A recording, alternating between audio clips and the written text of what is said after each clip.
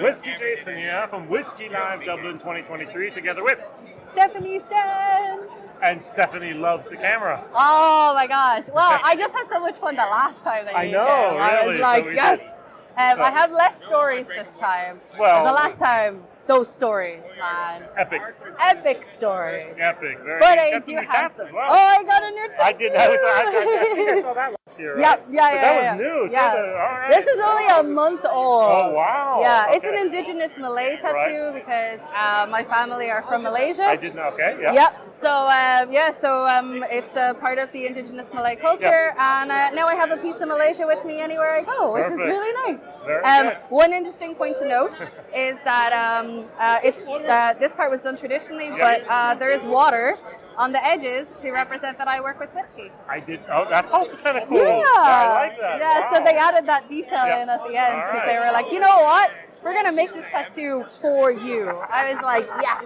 So now it means I can never leave the world of whiskey. That is true. That's it. I'm committed You're for life bonded now. forever, Yeah. yes. Oh, side note, I actually have some people in Germany that got tattoos of the distillery they worked with, and they've left the distillery. Oh, interesting. So I think your idea with whiskey instead of Yeah, just yeah, the brand yeah, name is maybe the safer bet. Yes, this means I have to work in whiskey forever. Yeah, I like that. I'm not necessarily soul bound to Yes. work for. And it could actually just mean spirits. Yes. Yes, so it doesn't have to just, I hope you stay with whiskey forever, but you never know. That's my goal. All right. I don't know if I could ever leave whiskey. All right, so let's talk about whiskey today, and we are not going to talk about the liberties. Mm-hmm. We could, but we're not. We did that last year. Yeah. This year we're going to talk about now the Dubliner. Whoa, the Dubliner whiskey.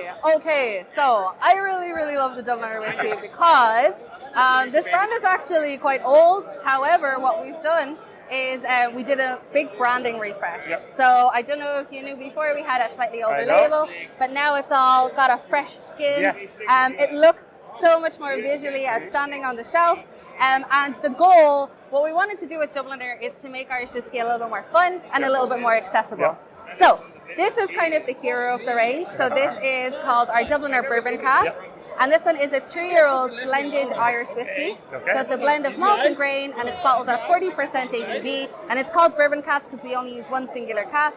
And we thought that this would be a fantastic entry for people who are new to the world of whiskey, because there's a lot of blends on the market that are younger, and that's cool, but we're only using one singular cask, which is ex-bourbon, and that typically gives flavor notes that people can find and are comfortable with, even if they've never drank whiskey before. So you're getting a lot of vanilla, a lot of caramel notes, and so hopefully this is something that people can taste and go, you know what, actually I recognize some of these flavors, even if they've never had whiskey before. So I think it's a wonderful, great whiskey for people who are new to the world of whiskey and new to Irish whiskey as well. Very, very good. So because this is kind of the hero, the next one is a really fun liquid. So this one is our Dubliner Honeycomb Liqueur.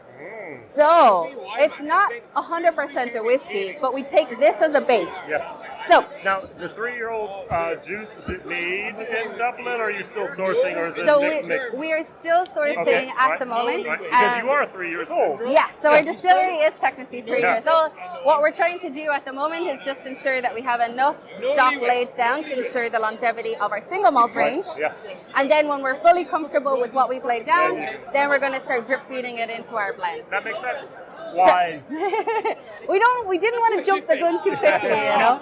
And also for our first release of our own liquid, we definitely didn't want to kind of put it out in a blend. Yeah. If we're making single malts and we're really proud of it, you have to celebrate it. yes.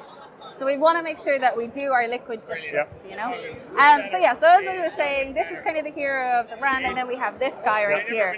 So this one is kind of like a stepping stone between the world of a classic liqueur, but also an Irish whiskey. So if you think of classic liqueurs like limoncello, creme de menthe, creme de cacao, they have 3 things in common. So typically they tend to use a neutral spirit base. Right. They tend to have a lower ABV. Yes. So usually around 15 to 20%, and they tend to focus on a singular flavor point. So limoncello obviously focusing on lemon, peppermint, and a little bit chocolate. So what we've decided to do is kind of like bridge the gap between the two.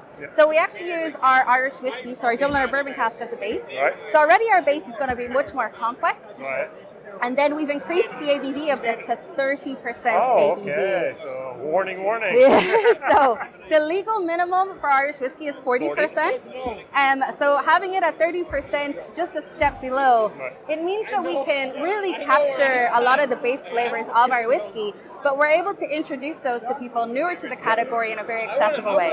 So we have a slightly lower ABV, and we've added a little bit of sweetness and a little bit of spice into this. So it helps people to kind of discover the flavors of whiskey, but in a way that's a little bit more manageable to people who are new to drinking spirits neat. So for this one, what we've done is we've actually, the third kind of note on this, so we've obviously covered the whiskey as a base, we've hired the ABV, and the third thing is that this is called honeycomb liqueur, but there's actually no honey in it. Oh, really? Yeah, so this is vegan. Oh, so honeycomb, we actually wanted to focus on honeycomb the patisserie. So we're taking the element of honeycomb from the kitchen, but it also means that we were able to kind of add some baking spices in there. So we're creating a much more complex flavor. So we're not focusing on a singular point. So we could have gone, this is just honey, but we were like, let's do something a little bit more different. And so honeycomb as a patisserie is a little bit more complex depending on the sugar base that you're using, how much you want to caramelize that sugar. So there's a lot of variety in that. Yeah, I believe you. And if you're bringing in spices, then you can kind of adjust and tweak as you need to go. So this absolute winner for anyone who's new to the world of whiskey, fantastic in cocktails. And if you're in the summer, you can have a couple of glugs of that over some ice cream, and your summer is sorted. Yeah, I'm sure. Summer's coming up. There you go. Last but not least. And last but not least, so as I said, this is kind of the hero. So everything we do in the Dubliner range is about trying to make Irish whiskey a little bit more fun and more accessible. And this is always going to be our anchor point. So for this one, this is delicious. So this is a limited edition. This is new for me. This one I don't know. Right? Yeah, so this one wasn't here last year, but this one is called our Beer Cask Series Smoked Stout. So what we've done is we've actually partnered with a local brewery called Rascals. Rascals are super innovative. They like to kind of be super adventurous with their beers. So we partnered with them and we were like, we want to kind of give you some of our whiskey barrels. You make a beer. You age your beer, take your beer out and give it back to us. So Rascals were like amazing, wonderful partners to work with. They really wanted to kind of push the boundaries of what they could do with beer. And so for the smoked stout, they decided to make an imperial stout. The beer was actually quite high in percentage. I think it was almost like 12 or 13%. But they made an imperial stout with some chocolate wheat, some orris malt, and a little bit of smoked malt. So a beautiful, like, creamy, chocolatey note in it. It is so good. And then there's a little bit of smoke, but it's like campfire smoke. Really gentle, quite delicate, which is a funny thing to say when you're talking about smoke. But it kind of hits you at the back of the palate. Beautiful. Again, 40% ABV. And what's great is that if you try this and then try this, it's almost like night and day. Yeah, I'm sure. And it's just that one singular cask difference. So it is limited edition, but it is such a beautiful liquid. This is the kind of whiskey that can appeal to people who are new to the world of whiskey, but it's still a little bit complex and enticing enough that even regular whiskey drinkers are going to be happy to have a taste of this. Wow. That was amazing. Very, very good. Dubliner. If you haven't tried it, please do. The anchor, the honey, and also the beer. It's smoke. Yay. WhiskyJason. Bye-bye. Bye.